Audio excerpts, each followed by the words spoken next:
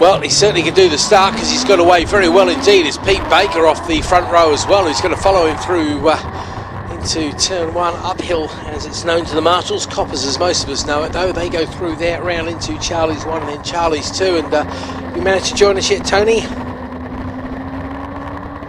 No, we seem to have lost Mr. Hoare over there somewhere. A bit of a technical glitch. Ah, there we go, you're back.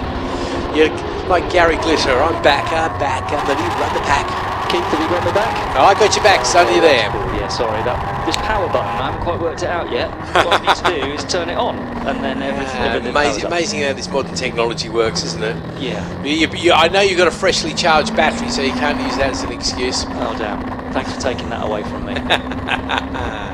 It's all good. What can you see out there, mate? Well, I can see them coming down towards Mansfield now. There's a late move there up the inside. I'm sorry, I was so flustered by the power button that identification is just completely beyond me at the moment. But it looks like it's Forbes Cowdery still in the lead, Keith, as he comes through. And behind that, it's Peter Baker. He's really easy to pick out with those white arms on those blue leathers that he's been wearing since about 1903. And he's coming into the bottom of the mountain. So I'd say they're the front two as they come towards you, Keith. He might have been wearing them since 1903. I think you'll find that's a bit of a trigger's broom, those leathers, that's for sure. Because most definitely not his first set of hideouts. In fact, I seem to recall him wearing crow trees in the past as well. So I think it's Kate and her team at crow tree at hideout there just outside Duxford they are. They put them together for him. Here comes Scott Forbes Cowdery. There's no mistaking him at the moment because he is leading very comfortably indeed. Over the line he goes. And I tell you what, I recognise those colours in third as well. That's a long time between trophies at this stage for David Krawiecki, the former champion of brands and MRO 600 champion. Had taken a while to adapt to this RR1, but he's up to third place after starting 6th on the grid there. Phil Baker makes up a few places as well to come across the line in 5th. Wainwright, as you'd expect, makes up a few places at the start there. Penn Rice does very well on the opening lap, makes up in the 7th. Kiss goes backwards by about 7 as well. I would say, Keith, having them just come past me, I think Nicky Wilson has taken third place from Krawiecki. Right, yeah. Here. So Forbes Cowdery came through with a quite healthy lead over Peter Baker, who looked reasonably comfortable in second, and then it was Wilson from Krawiecki. And Forbes Cowdery's pulled out an even stronger gap coming into Mansfield, and there's been a move on Peter Baker there. I would say Wilson's just pulled that on Peter Baker coming through Mansfield. It looks like that, and now they're starting to stack up a bit behind Peter Baker in third. There's a nice queue there. This looks like it's shaping up to be a good battle for third, certainly, because Nicky Wilson looks like he's looking strong there for second now, Keith. Yeah, indeed. Well, he's got that huge magnet in front of him of Scott Forbes Cowdery. You don't want to get beaten by a club and on a good day, especially when you're leading the Powerbike Championship. But the man who leads the championship, Nicky Wilson, a man who competes in triathlons, so those sort of megalon things, those things where you go for a 5 mile swim at 5 o'clock in the morning, then go for a 100-mile cycle ride, and then finish with a double marathon and stupid things like that. 9 hours all day exercising. That'd be an Ironman, Keith, maybe an Ironman. That'd be what? Sorry, mate, I missed That'd be an Ironman, I think. Yeah, something like that. Rusty man, that's for sure. Yeah, you can keep those, in my opinion. Yeah, absolutely you can. But Nicky Wilson, one of the favourites, having a great year this year, and sure enough he does indeed set the fastest lap time there of 34.7, but now he's got an 8/10 of a second gap to make up to Forbes Cowdery there. Pete Baker it was moving up into third place there. Moving down to third place as Wilson goes past. Wainwright though continues his move up. Krawiecki to get past a couple of times on that lap, so he's down to 5th place now. Looks like we've lost the 21 machine of Jack Croucher. Not sure if that's a timing glitch or yeah, maybe it is. Actually, yeah, there we go. He's up to 12th place there, so that's good. Jack's been restored to his rightful place as the leaders come out of the gooseneck, I think. Yeah, they're coming down through Mansfield, and I would say now that Wilson has got his magnets trained on Forbes Cowdery. It looks like he's edging closer towards him, and it looks to me like Wainwright's moving through the field, Keith. It looks like he's getting up into that third position now. He absolutely is, mate. He's right on the tail of the second place man as they go flying across the top of the mountain. Well impressed with Forbes Cowdery though. You wouldn't expect one of the clubmen to be doing this well this early in the race. Wilson with that 34.7, the fastest man on the track, but a 54.072 in the first sector gives you an idea of the sort of pace Wainwright is on at the moment, because that's around about 1.9 seconds quicker than Forbes Cowdery went in the same sector that time round. Forbes Cowdery over the line. Wainwright now setting up Wilson for a pass up into Coppers. Very clean. This mirror signal manoeuvre there. Off he goes. So I think far from Nicky chasing after Forbes Cowdery. It's going to be Wainwright who's suddenly found a good turn of speed. Smith trying to stay with him as well. I thought Kieran Smith had qualified quite lowly, but looks like Wainwright's the man on the move, Tony.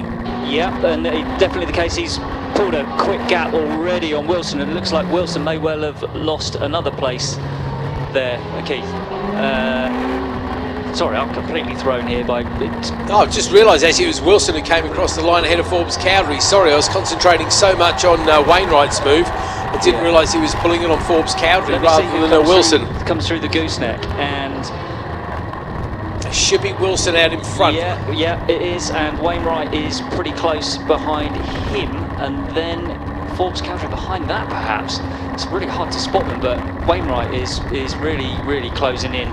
What was it you said, we wouldn't get long odds on him for the championship this year, Keith? Thought about him having a good weekend this weekend, so it's looking like your predictions coming true there. It is at the moment, bit of a twitch there from our leader as he works it left to right through the bottom of the mountain there. So Wilson hanging on to this. I can see the white helmet though. I think that was the white helmet of Wainwright still in second. Forbes Cowdery trying to go with them though. We're going to have a very close three-way battle. It's going to be the halfway mark as they come across the line this time. They were separated by a fraction over a second last time, just 0.06 of a second between Wainwright and Forbes Cowdery over the line. That was the sort of draft. Here we go then, tucked in very tight indeed. Over the line we go. Blimey, side by side stuff right on the clock. It's Wilson, Wainwright, Forbes Cowdery, but Forbes Cowdery was pulling out on Wainwright though, so far from being finished. I think the clubman's definitely got a good fight in him. Just for Clayton, who mate Clayton Grover listening at home there, I'm afraid Lee Healy is in second place. He's down in 8th place overall. It's Alex Pan-Rice who is just behind him there as well. Sorry to interrupt, Keith. Go on. I think Forbes Cowdery has just gone back into, just made a move for the lead, or possibly Smith. We've definitely had an overtake on Wilson coming into park there. So Forbes Cowdery, that's cracking pace from him as well. I've got Smith actually there in third over the line. Very confusing stuff. Him, Keith, because Wainwright definitely came past me in third, so it could well be the 196 machine of Smith. Yeah, that's what it is. That's where I'm getting mixed up. Yeah. Coming into Mansfield, that looks to be the case. It looks like now the order would be Smith, Wainwright, Wilson, or possibly Wilson, Wainwright. Hopefully you'll be able to pick that up and put some facts mate, I'm going to worry about what the computer really says. I tell you, it's very confusing because these things come past, they're an absolute blur. There's not a huge difference in the colour schemes as well. They're all just very bright indeed. I'd forgotten about the presence of Smith, Kieran Smith there, who, again, I did say in the programme, I think the local man could well spring a surprise. This could be the break in the points that Nicky Wilson needs, or maybe Josh Wainwright. We're going to have to wait and see how it all settles out at the end of the 8 laps. But yeah, you're right, Forbes Cowdery is the one who went backwards that time. I'll try and get it right this time. Right, whoever that is in the lead has got a healthy lead. This time over the line then. That is leading the way. That is Nicky Wilson, it says on the screen. Right, no, it's Smith on the screen. That's what it is. I think there's a transponder glitch. That's what it is.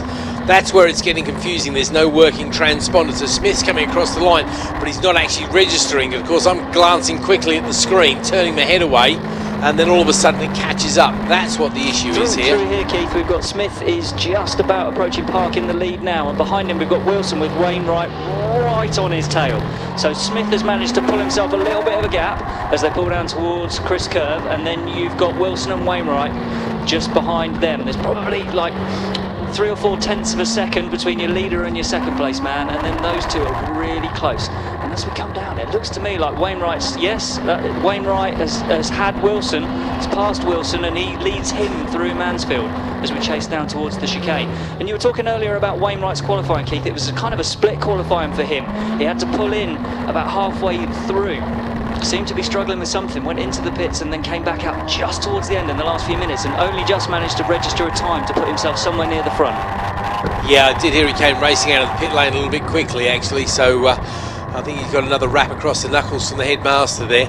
I do know that he had a problem with the bushes in that Honda Fireblade yesterday. He had to pop down and see Tort Veen at TW Suspension to get them sorted out. Tort's had a very busy weekend this weekend. I was having a quick chat with him yesterday up there in the paddock next to Alan Russell as Smith comes across the line this time. Let's have a look at that gap. It was 1 1/4 over the line this time. It's 1 1/2 this time. Fastest lap of the race now. Going to, I was saying going to Smith, but no, that becomes a PT as Wainwright goes a little bit quicker, goes 32.326. Yeah, as they come through Charlie's 2, Keith, Smith has made a good gap. Wainwright has now pulled away from Wilson, and that's a relatively healthy gap now. I don't think he's got too many concerns about what's behind him. Now he can launch off after Smith up front with that fastest lap that he's just recorded, but obviously Smith is running great pace too. Yeah, no, absolutely flying. Try and pick them up as they're coming around, Chris. Talking about a tenth of a second between them. I can't see the split times of Smith, of course. He's got no working transponder. Pete Baker still running around in 5th. David Kraviecki in the 6th place. Those guys separated by about 3/10 of a second, but Phil Baker is in that mix as well. Jack Croucher about a second or so behind. He's got a good gap over Lee Healy, who's having his own argument with Alex Penrice, but there's a couple of seconds between those guys. So Lee and Alex looking quite safe there.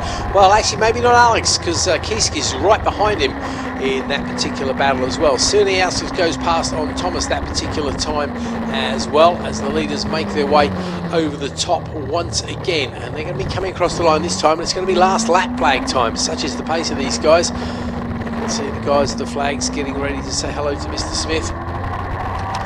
As one of the back markers comes across the line there. Don't think our leader's going to have to worry about him too much. It's a good thing with Cadwell Park, particularly in the shorter race, we don't get problems with back markers, as this time Kieran Smith comes across the line by a second. So again, leader goes a little bit quicker than him, 3.26. Now this is interesting. His fastest lap is a 3.26 and he goes yellow with a 3.62. So fractions of a second is the difference between going purple and going yellow. They've just come past me out here at Charlie's 2, and there's still a similar gap, I'd say, Keith, but they're just approaching a slower rider who's at the back of the field. So we'll see how well they can negotiate this and whether that might bring things closer together between the other two. And they've arrived in the Chris curve, and it really has brought them close, Keith. I would say that back marker, the time they've arrived at that, has not helped Smith at all, and Wainwright is what I would call him all over him. He runs every millimetre coming into Mansfield and gasses it out, and that gap is visibly closer. Still some work to do, but as they come through the chicane, Wainwright will definitely think this is on.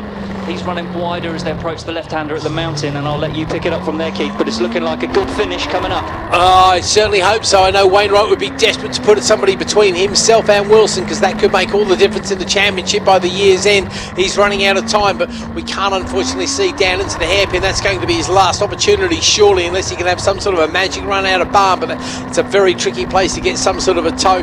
But I know that Josh would dearly like to put Smith between himself and Wilson, because that would mean the championship's back on. But unfortunately in this race, Smith gives us some fresh air under that front wheel, just to totally demoralise Josh there, who finishes in a close second, gets the gap down from a second to 0.159. Both quite slow on that lap, into the 33s that time round. But the good news for Josh is that we'll give him pole position for tomorrow's race, so that could well be the difference between winning and losing. Nicky Wilson does finish in 3rd place. The good news for Nicky is that if Smith wasn't there, he would have lost 5 points to Josh in the championship. As it is, he's only lost 4, so that's good news for him. Forbes Cowdery does indeed take the clubman win. A very good performance from him. He's couldn't quite match his qualifying performance there, but nonetheless a good time from him. But 4th place overall ahead of David Kraviecki, who comes across a second and a half ahead of Pete Baker, who just beats Jack Croucher in the end there. They were side by side across the line, in fact. A couple of tenths behind them was Phil Baker in 8th place overall. Then Lee Healy picks up the 20 very important points there for 2nd in the Clubman Championship. Alex Penrice picks up a handy 16 for 3rd in the Clubmans there. And Alex will be very happy with that, because he was only 3 points behind Chris Taylor in that particular battle, and Chris is down there in 7th in class. So I think we could see a change there between Alex and Chris for 3rd in the championship. And again, we've still got 2 races this weekend and then another 6 races after that, so it is certainly far from settled. Powell, Kisk, Young, Cerniauskas and Taylor round out your top 15, with Thomas Matusas, Mercer, Gates and Houghton rounding out your top 20. Well, they behaved themselves pretty much out there, everybody, so